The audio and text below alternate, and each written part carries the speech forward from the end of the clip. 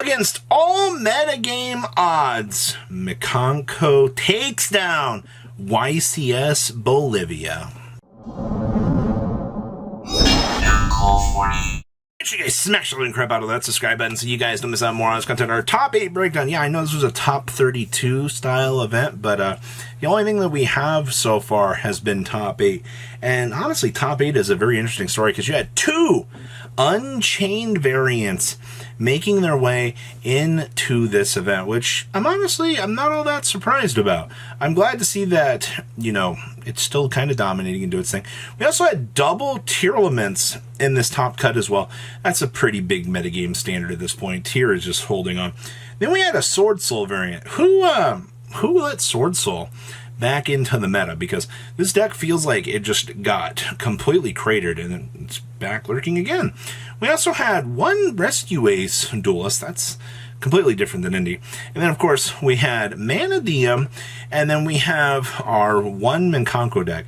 That's a pretty diverse top 8, if you ask me, just in terms of what's available here. Now, top 4, we trim off a lot of this fat. You go down to 2 tier elements decks, which is actually kind of crazy because that means that both tier duelists were able to overcome a lot of that extra rogue that was kind of populating here and getting the chance to kind of stand at the top here, which is actually pretty amazing. And then we had one Manadium, and then once again you have our Mikanko duelist stretching out here and playing for this top cut. Once again, this is pretty interesting. And then our grand finals ends up somehow Manadium and Mikanko both have the chance to overcome their oppressors, the tier elements, forcing tier down to the 3rd, 4th playoff. And then Mikanko finds a way to overcome Manadium of all things. Like, I don't care how small this YCS was. In terms of competitive play, this just proves that, this format is so crazy. And we're seeing some crazy things on the regional level, too. Let's pass on over to those deck lists. First list here is actually our top 4 list. And before somebody's like, where's the Mikanko list, Robbie? It doesn't exist. All right? It's not public. So don't even be upset. We're here to analyze the event and talk about what is out. So first things I see here. Hey, Unchained Soul of Shyama. This thing has been kind of floating around out here. And then, of course, the biggest argument I keep hearing from tier elements players is, don't play the malicious. No, play the malicious. It's broken, bro. Trust me, making dangerous is actually really good. I've never heard an opinion so split on a card in all my life. And yes, the fact that it was able to make top 4 does kind of make you, kind of question some of the opinions I see that we were playing double Super Poly in the main deck as well. A lot of builds do call for 3. It's kind of cool. I see that we are playing a copy of Grief. And, of course, everybody's favorite time card to drop and laugh at your opponent. I'm also happy to see that There Can Only Be One is getting some crazy, crazy value out here. But outside of that, deck feels incredibly powerful still to this day. What else we got going on back here? We have some Rescue Ace. Not all that surprised to see this, but this does put some spotlight down here onto Guilty Gearfried, the Magical Steel Knight, which we've been seeing this card kind of proportion itself up in price as a Super Poly target. It's just 2 warriors with different attributes. Well, unfortunately, most of these guys in-house here typically end up being fire. Maybe somewhere along the way you might be able to trigger it off of an Assault or maybe something else along the way. Maybe, depends on the variation. That's why I bring up the Assault, but maybe they do have an SP Little Knight or an Airlifter setup. You have different forms of interruptions and things that you can kind of stop by along the way. So a lot of things to kind of consider here in terms of this, but it is very nice to see that Guilty Gearfried has been moving up in the world as a very strong contender. All right, what else we got back here? Hey.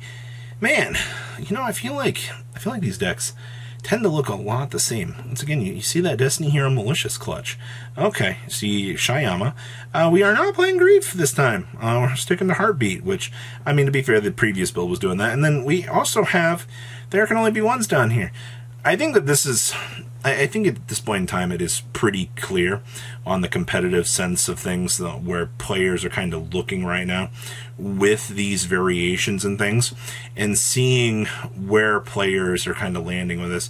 And then, of course, I guess you have the argument, are we main decking the Super Polys or are we siding these? And for the most part here, it looks like we're pretty okay with dumping these on into the side deck. Once again, depends on the variation of this deck that you want to play to kind of get the most optimized results, but absolutely.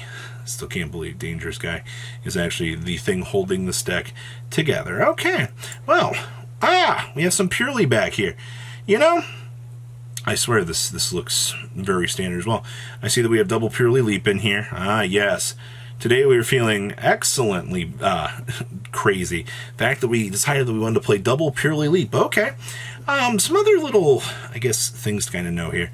We are seeing Summon Limit. To be fair, we've seen Summon Limit kind of start to pop up in a few of these versions of these decks out here because this card does so much for this deck. Alright, like the fact that you are able just to slow down your opponent and not let them play the game at all actually says a lot about the meta.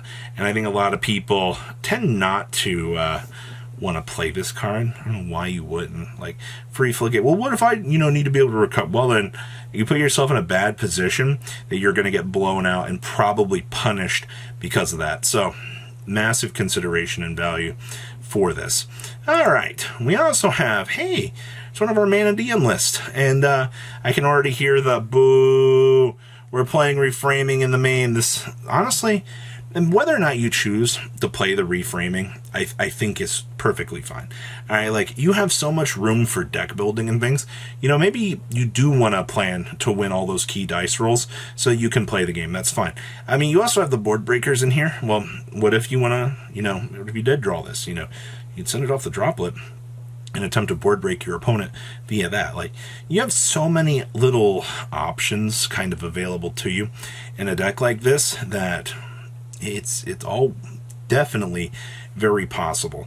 Outside of that, just looking at this, I mean, the Doomsday Star, the SP, these are all brand new additions to the decks. And of course, the fact this deck gets away with playing Shifter. Absolutely disgusting. Yeah. Okay, well, what else we got back here in our top cut? Oh, there was something exciting. We have a bite, or what is this, like a Dragon Link Bysteel deck? This feels very familiar.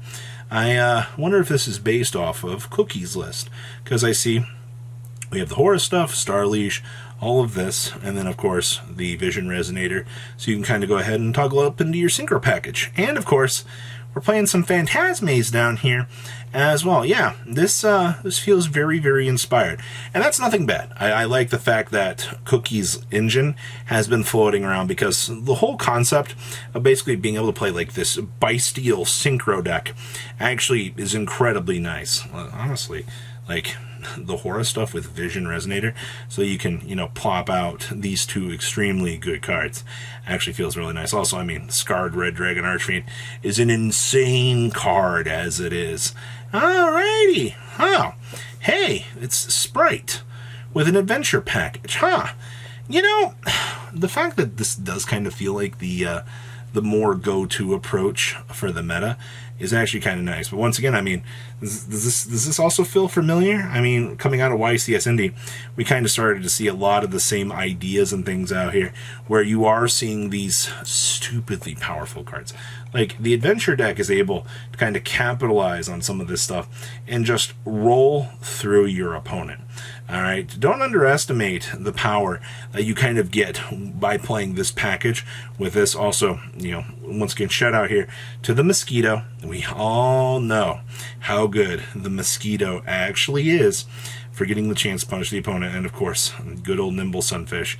Yeah, trust me, believe in the Sunfish. The Sunfish will believe in you, and you'll get the chance to ride it on home to victory. Wow.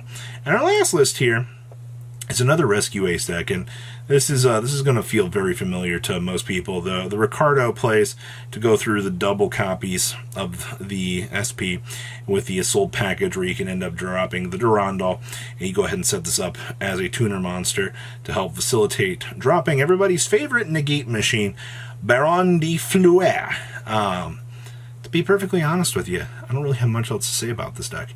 Actually, I don't have much else to say about anything from this event, because this all feels extremely straightforward. The event feels very nice. I do want to see what the winning list had going for it, but it does prove this format that there are a lot of things that people kind of thought were set in stone that you can kind of break the mold for, and that's what I want to see. So please, leave a comment down below, tell me what you guys think, and I'll see your beautiful faces back here later in the day, guys. Peace out.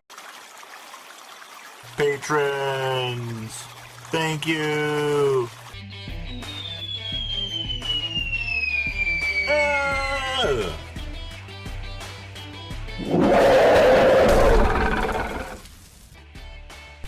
Thank you so much for watching. Check out these other videos.